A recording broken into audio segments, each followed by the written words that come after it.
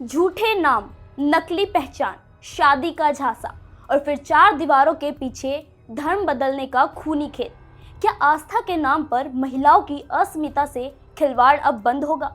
महाराष्ट्र में आ चुका है वो कानून जिसने प्रलोभन और जबरन धर्मांतरण को पूरे तंत्र को हिलाकर रख दिया। आज हर उस पक्ष से तीखे सवाल होंगे जो अब तक अपनी अपनी सुविधा की राजनीति और खामोशी साधते रहे हैं। नमस्कार, मैं हूं खुशबू और आप देख रहे हैं आज का प्रहरी एकेपी न्यूज। महाराष्ट्र विधानमंडल से पारित और अधिसूचित महाराष्ट्र धर्म स्वतंत्र अधिनियम 2026 पूरी तरह से लागू होने की दिशा में आगे बढ़ चुका है।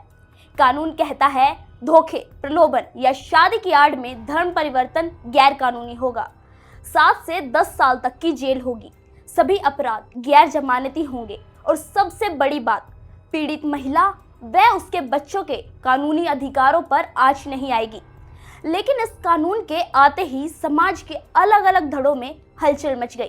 आज हम किसी को बख्शेंगे नहीं, क्योंकि सवाल महिला सुरक्षा, पारदर्शिता और संवैधानिक नैतिकता का है।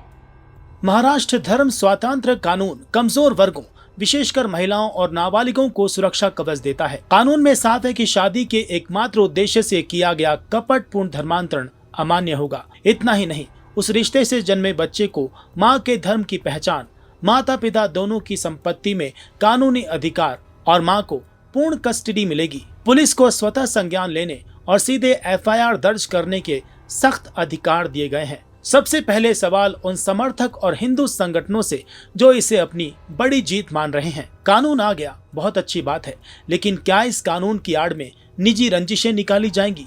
क्या इस सख्त कानून का इस्तेमाल किसी निर्दोष को बिना वजह परेशान करने या मॉब विजिलेंटिज्म के लिए किया जाएगा? याद रखिए, कानून इंसाफ के लिए बना है, किसी संगठन की निजी मनमर्जी या कानून हाथ में लेने की छूट के लिए नहीं। अब सवाल उन अल्पसंख्यक और मिशनरी संगठनों से जो प्रलोभन की परिभाषा और चैरिटी पर सवाल उठा रहे हैं। अगर आपकी मंशा सिर्फ समाज सेवा, मुफ्त शिक्षा और स्वास्थ्य शिविर लगाना है, तो फिर इस कानून से डर क्यों? क्या वास्तविक चैरिटी के पीछे किसी का धर्म बदलवाने की कोई छिपी शर्त होती है? अगर नहीं, तो पारदर्शी व्यवस्था से घबराहट कैसी?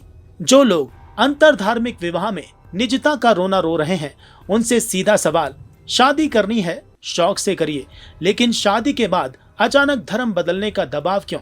अगर धर्म इतना ही अहम है तो ये शर्तें शादी से पहले खुलकर क्यों नहीं रखी जाती? शादी के बाद ही आस्था पर संकट क्यों आता है? और अब सबसे कड़वा सवाल विपक्ष और तथाकथित मानवाधिकार के ठेकेदारों से।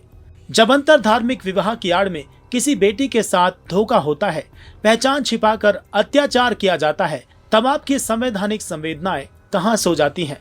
शादी से पहले असली नाम, असली धर्म और इरादे साफ रखने की मांग पर आपको लोकतंत्र खतरे में क्यों दिखने लगता है? क्या महिलाओं के आत्मसम्मान और जीवन की सुरक्षा से ज्यादा जरूरी राजनीतिक तुष्टीकरण और दोहरा रवैया है?